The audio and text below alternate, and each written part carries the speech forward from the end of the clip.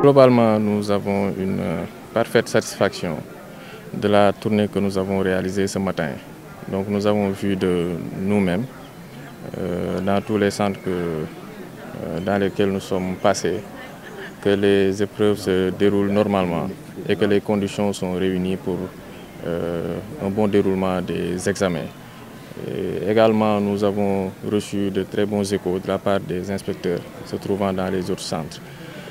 Donc, ceci est à mettre à l'actif de l'inspecteur d'académie de Thiès avec son équipe, notamment les inspecteurs de l'éducation et de la formation, qui ont fourni un travail remarquable pour qu'on en arrive là. Et c'est important de le relever. Aujourd'hui, la machine est tellement huilée que cela semble banal. Mais c'est un travail fastidieux qui a été réalisé. Il faudrait toute la logistique à déployer, tout le personnel à gérer, en plus de la sécurité qui accompagne les épreuves et les centres pour réussir une bonne organisation.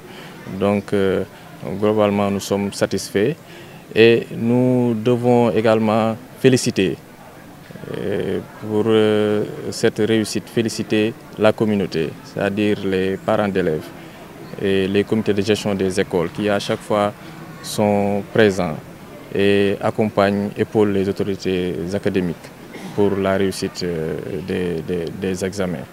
Leur apport est également important parce que c'est à eux souvent de régler certains détails de dernière minute et d'assister également le personnel, les enseignants qui viennent souvent d'ailleurs, mais également les élèves qui, compte tenu du déploiement qui a été organisé, peuvent être perturbés, mais seulement avec la présence de ces derniers que je viens de nommer.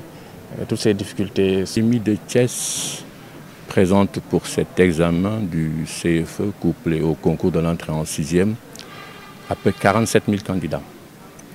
Et pour ces 47 000 candidats, les 57,27 sont des jeunes filles.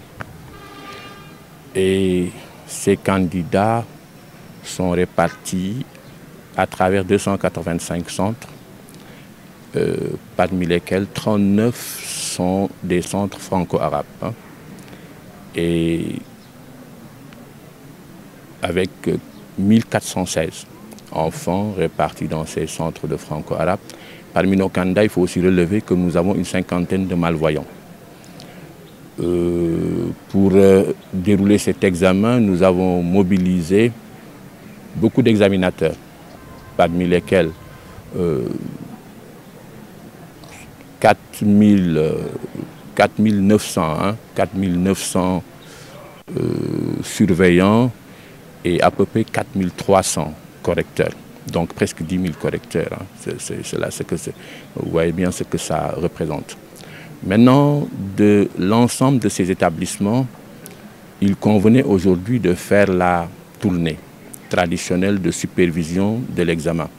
Naturellement, nous en avons tiré un échantillon représentatif d'établissements que nous avons visités et supervisés, où nous avons supervisé l'administration des épreuves avec l'accompagnement de M. le préfet.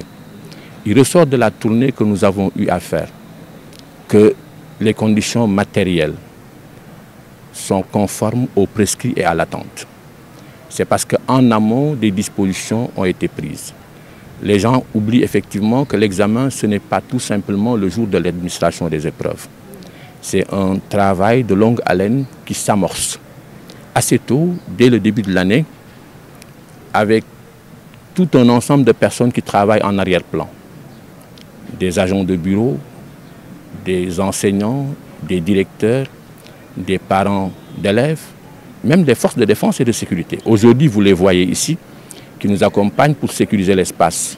Mais faudrait-il aussi rappeler que quand nous avons les épreuves, c'est eux qui les sécurisent pour nous. Quand nous sommes venus, nous avons interrogé les conditions et les variables qui concourent à nous assurer que l'organisation de l'examen est bonne.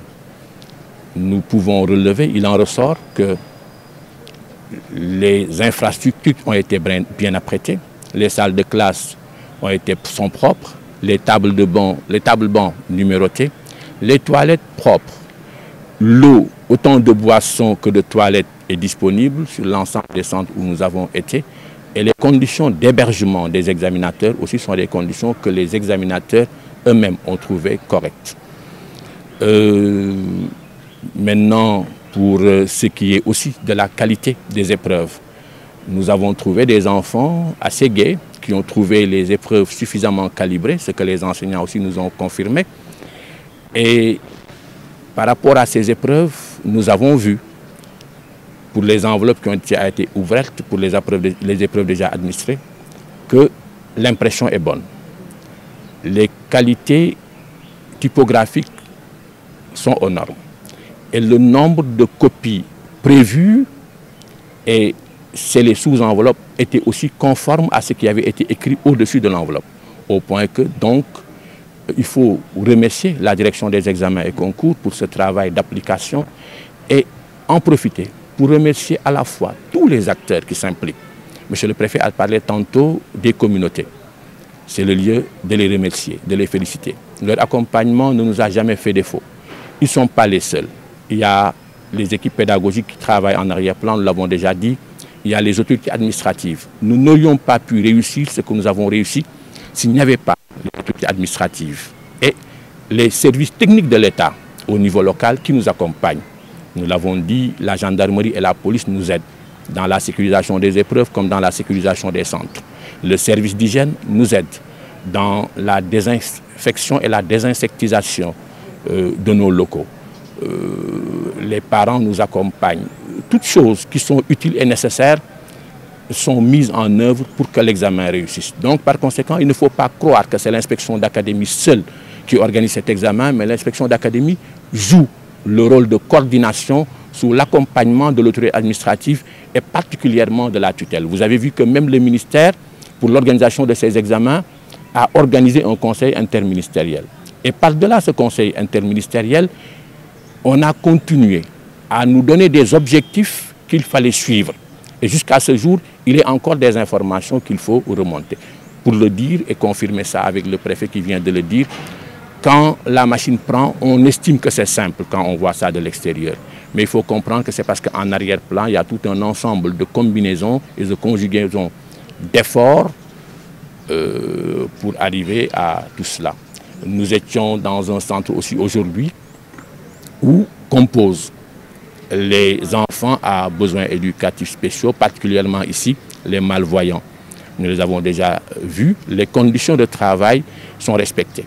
Les transcripteurs ont été prévus parmi les examinateurs, c'est cela qui retourne les copies en braille en noir.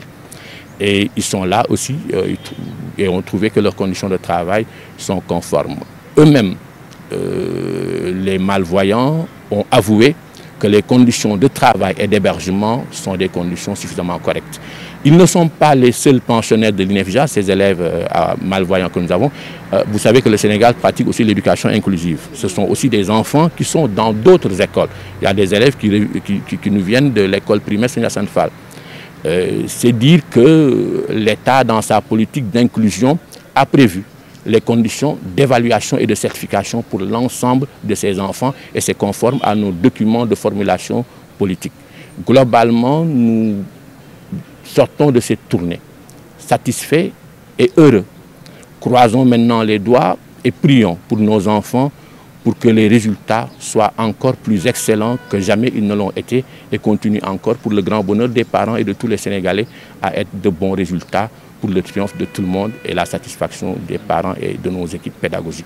Nous ne manquerons pas par ailleurs de féliciter tous les directeurs et toutes les équipes pédagogiques sans qui aujourd'hui nous n'aurions pas l'opportunité de prétendre certifier qui que cela soit. Merci beaucoup. Merci.